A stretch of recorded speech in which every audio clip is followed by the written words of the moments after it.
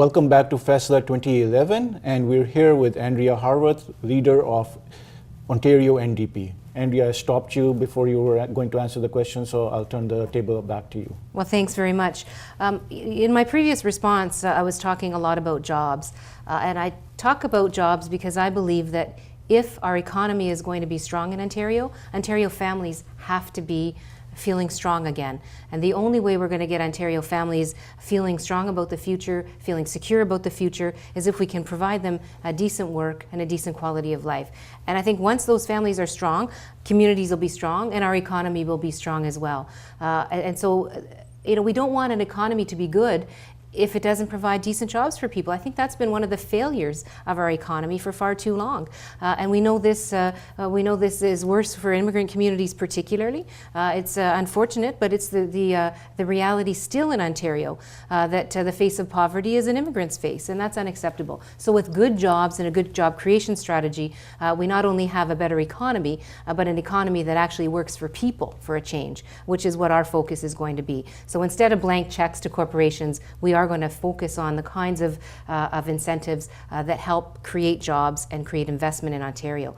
And when it comes to the former premier of the province of Ontario, he's now leading Dalton McGuinty's federal party. And so I think maybe Mr. McGuinty will want to talk to you a little bit about how he feels about Mr. Ray's impact. I don't believe at this point in Ontario people are all that concerned about the history lesson.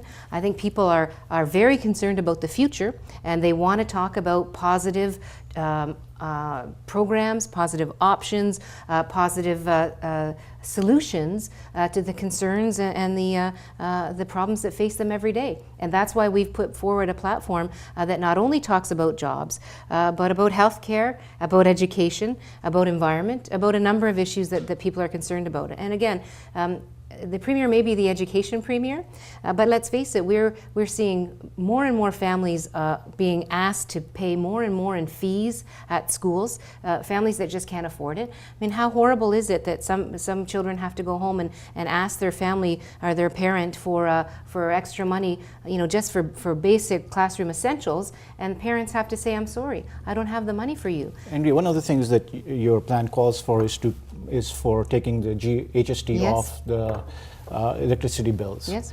That amounts to, from your documents, about $375 in a year, which is about a bit more than $1 a day.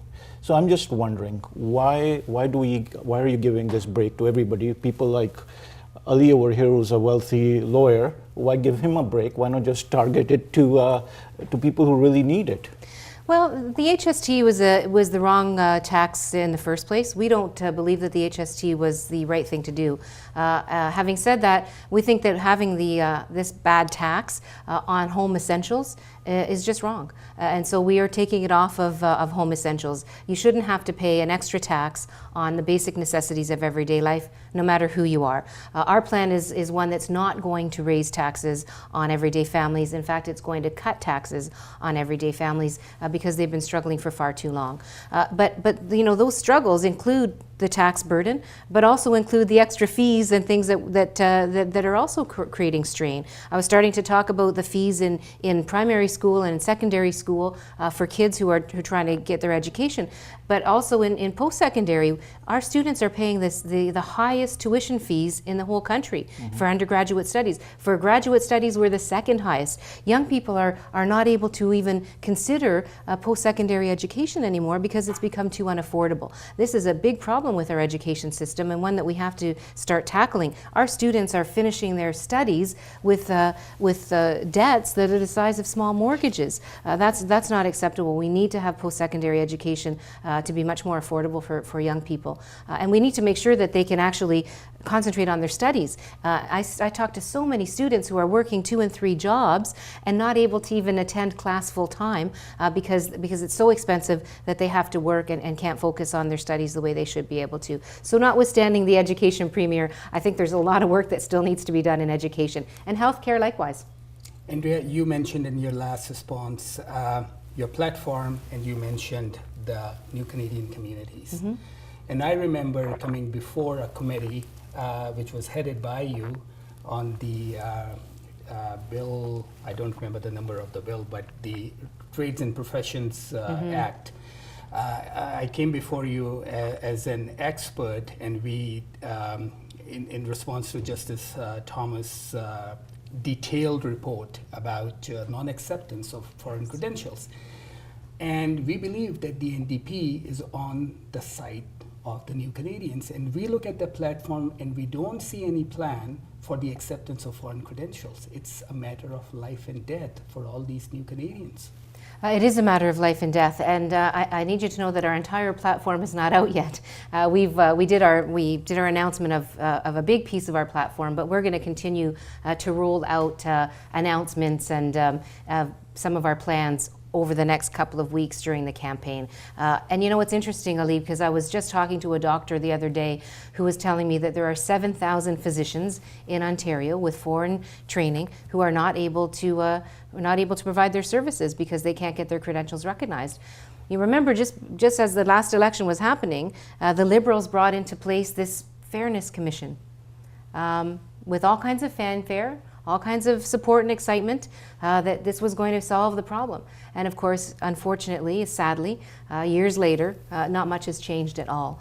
So we do need to actually get to the work of making sure that people who are doctors, who are engineers, who are teachers, who are professors, I mean, you name it, there's all kinds of wonderfully skilled people who are living in Toronto, living in Ontario, living in Canada, frankly, who are not able to provide the richness of their knowledge, of their experience, all of which we very much need. And that is a tragedy that we have to deal with. And so I look forward to sitting in the Premier's chair and working with you on some of the recommendations that you brought to committee to actually start implementing the changes we need to make to get credentials recognized and to get people working in their professions, not only for their benefit, but for the benefit of the rest of the province as well. So Andrea, credentials is one issue. The other issue is getting your first job. You talked about providing incentives to businesses for job retraining, and so why not give businesses incentives to hire immigrants, the first new immigrants, to give them the first experience, the first Canadian experience.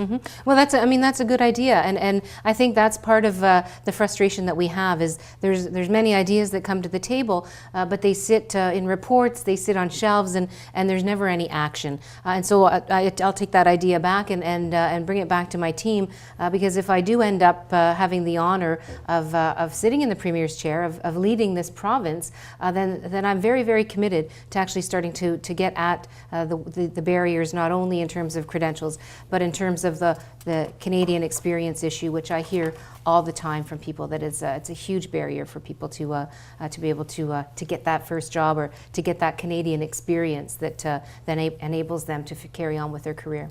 So let's talk about the Premier's chair. Okay. Let's talk about October 7th, and let's talk about Mr. McGuinty looking at Andrea Horwath and asking for support. Do you think it's going to happen? Well, you know, Ali, I'm not all that interested in projecting to that point at this time. I think there's a lot of work that needs to be done between now and then. Whatever mandate I end up with by the people of Ontario, I will work hard to solve the problems that I've identified and that they've identified with me. But I think between now and then, I have to stay focused on letting them know who I am, what my platform is, what I would like to do if they give me that mandate, and focus on that. There will be time afterwards to to have that conversation about what the people did decide and how we deal with it. But there's a lot of work to be done between now and then, and I'll respect whatever decision the people make. So every time there's a close election, people start talking about strategic voting. And it seems like NDP seems to get squeezed out at that point because people are saying, oh, a vote for NDP is a vote for Conservative. What do you have to say to those people? Oh, I think it's very clear that people want to vote for the kind of change that they want to see. People are tired of being told how to vote. People are tired of being told, well, hold your nose and vote this way, even if you believe this, because it's going to create some kind of a situation that you'll may not be completely happy with, but you'll be happier with. I don't think people are there anymore. I think people really want to start voting for what they believe, what they want to see in terms of change. And I just encourage people to think very carefully. This is a good opportunity to bring real change to the province. I know that we offer that change, and I'm confident that as voters, as Ontarians look at the choices that they have in front of them, they'll see that there is one party that is putting people first, one party that has people at the top of the agenda, and that's the NDP. And yeah, federally, people are talking about merging the two left of center parties, merging NDP and Liberals. There's talk about that. Oh, you surprised me. I didn't know there were two left of center parties. Again, you know, what's happening at the federal scene, I think, is something that should stay with the federal politicians and their conversation. Right now, I'm really focused on what's happening in Ontario. I think we need to take seriously the next 4 or 5 weeks, to take seriously the issues, and I think the people of Ontario need to take seriously the choices before them, and I think they will. Everywhere I go, and I'm surprised already. I mean, let's face it, the writ hasn't even dropped yet, and already I'm bumping into people who are very engaged in the fact that there's an election coming in Ontario. You know, we just came through a federal election, as you note. We just came through a municipal election less than a year ago. You worry sometimes that people are tired of elections, but not so. People are very, very engaged. They're very interested in talking about Ontario and what's possible in terms of change, and I'm excited about that. I'm excited that people seem to want to talk about the future of Ontario, and I think that's what our focus needs to be. Plenty of time for that other speculation afterwards. Andrea, about a month ago, Prime Minister came to this barbecue at Mr. Ford's residence and made his Christmas wish that there would be a hat-trick with Conservatives winning in Ontario. And we look at you and we look at Mr. McGuinty to be the major roadblocks in that hat-trick. We don't want that wish to be granted. And the only concern is, going back to the strategic voting point, is that when the name of Mike Harris is added to that formula, people suddenly start talking about going with the lesser evil. And my question to you, how should people think when they plan voting on October 6th? Well, again, I respect that.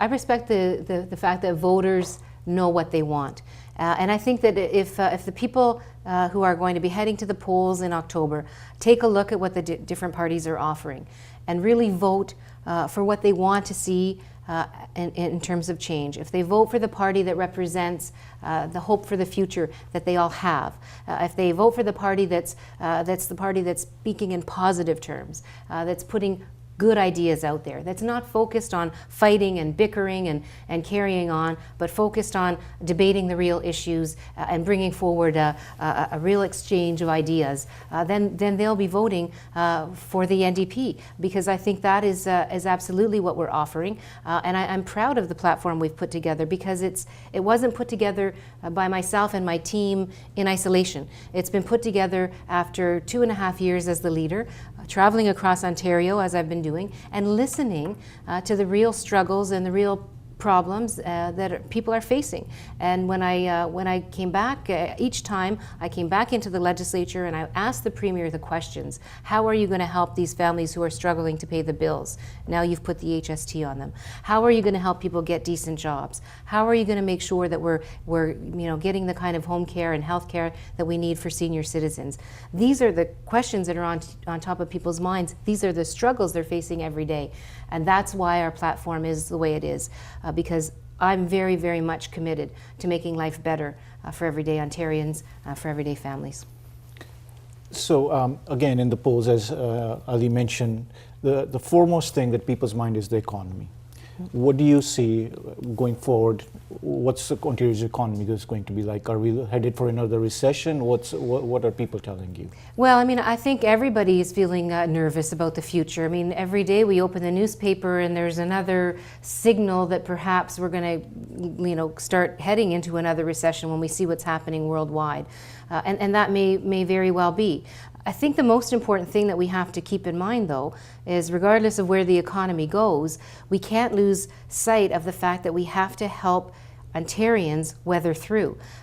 It's not right to put a new unfair tax on people when they're struggling the most, when they've lost jobs, when their jobs are not being replaced by good paying jobs, but being replaced by 2 and 3 part-time jobs. This is what the Liberal government did in the last recession. In the middle of the recession, they were kicking people when they were already down. So if we do head into another recession, our focus has to be trying to provide jobs for people, trying to provide some support for people, helping them to weather the storm.